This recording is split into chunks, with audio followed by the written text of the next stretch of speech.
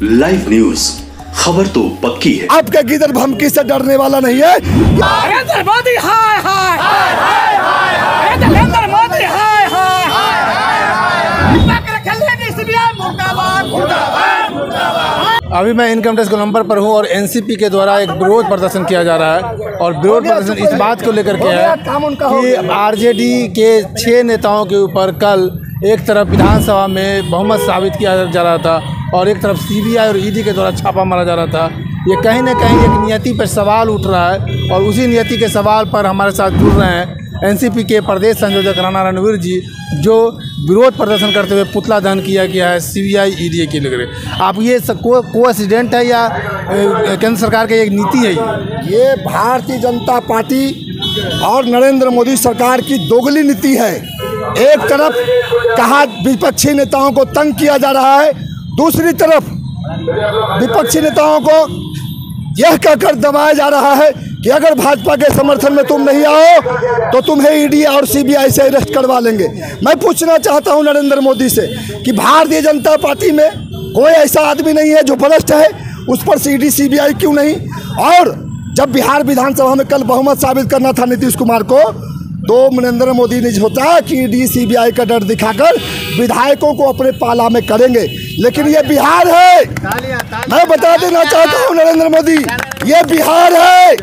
आपके भरम में, आपके बहकावे में नहीं आने वाला और आपसे डरने वाला भी नहीं है। आपके गिदर धमकी से डरने वाला नहीं है। ये राष्ट्रवादी कांग्रेस पार्टी के हमारे नेता माननीय शरद पवार के हम लोग सिपाही हैं, हम किसी से डरने वाले नहीं है। और ईडी सीबीआई को मैं एक चुनौती देना चाहता हूँ कि अगर तुम में हिम्मत है तो भाजपा के भ्रष्ट नेताओं पर तुम कार्रवाई करो, भाजपा के मंत्रियों के खिलाफ तुम छापामारी करो, मैं तुम्हें इनाम दूंगा। ये राष्ट्रवादी कांग्रेस पार्टी घोषणा करती है। मैं एक बात और कहना चाहता हूँ, मैं एक बात और ये कहना चाहता हूँ कि राष्ट्रवादी कांग्रेस पार्टी के राष्ट्रीय अध्यक्ष माननीय श्री शरद पवार साहब को एक बार ईडी ने गलती से नोटिस भेज दिया था। पवार साहब ने पल भर में ईडी कार्यालय पहुंचकर यह दिखा दिया कि मगर मुझे ईडी सवाल करती है तो मैं उसका जवाब दूंगा, लेकिन ईडी के अफसरों ने कहा कि पवार साहब हमारे कनीय पदाधिकारियों की गलती से आपको नोटिस चला गया है, इसलिए आप पर कोई दोष नहीं है। लेकिन मैं कहना चाहता हूं, ये प्रयास तो है भाजपा का, ये प्रयास है भाजपा का डराने का, धमकाने का, लेकिन राष्ट्रवादी कांग्रेस पार्टी नरेंद्र मोदी के धमकी से डरने वाला नहीं है। हमारे नेता शेर है, शरद पवार शेर है, हम उस शेर के सिपाही हैं।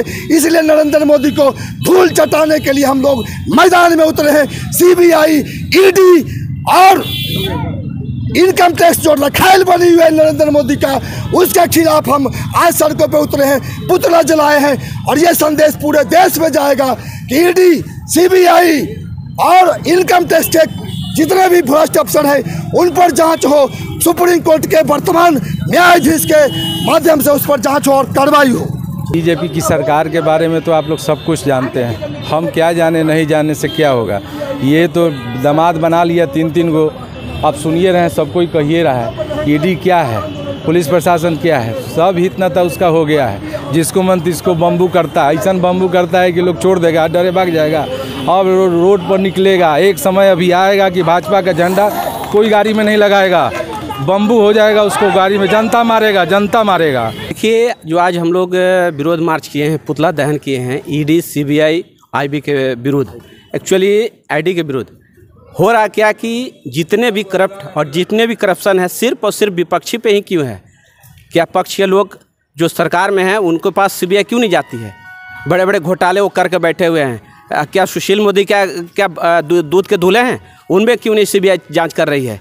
आप गिरिराज सिंह पे क्यों सीबीआई जांच नहीं कर रही है? अपने दलों को क्यों बचाया जा रहा है?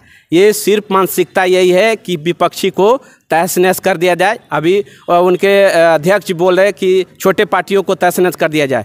अगर विपक्ष नहीं रहे, अगर विपक्ष को मजबूत नहीं कर सकते हैं हम लोग, तो उसको विपक्ष को सीबीआई और ईडी के विरुद्ध में नहीं छापा मारना चाहिए और इसके विरोध में हम लोग उसका पुतला दहन किए हैं। समर्थन है क्या पार्टी के साथ?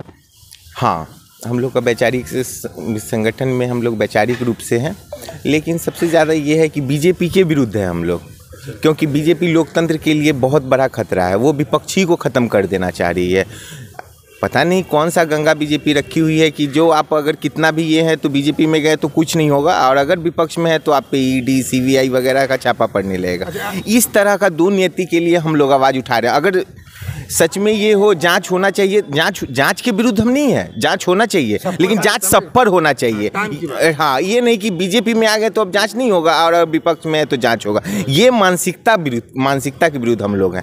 प्लस महंगाई हम लोगों की जो बेसिक ये है वो महंगाई बहुत ज़मीन आसमान पे ये हो गया।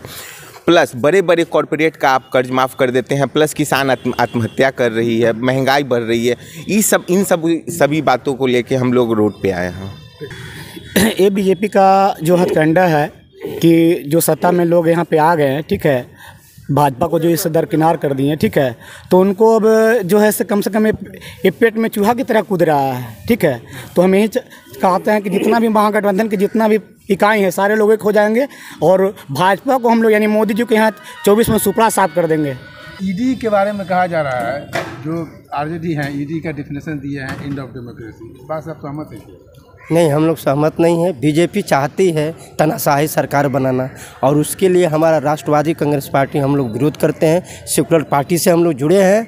और रही बीजेपी की सवाल, जो विपक्ष में जाता है उस पर ईडी छापामारी, निगरानी, सीबीआई, इनकम टैक्स सारा बीजेपी अपना हथकंडा लगाती है विरोधी पार्टियों पर, और उनके पार्टी में जितना लोग जो साथ रहेगा उसको नहीं करेगी। बीजेपी आज पूरा हिंदुस्तान में महंगाई, बेरोजगारी, अत्याचार, सारा लोग तंग आ चुका है। आप देख रहे हैं किसान, गरीब लोग जो है या किसानों का कर्ज नहीं हुआ और ये अडानी का कर्ज माफ़ कर रहे हैं। बीजेपी तानाशाही सरकार चलाना चाहती है। लाइव न्यूज, खबर तो पक्की है।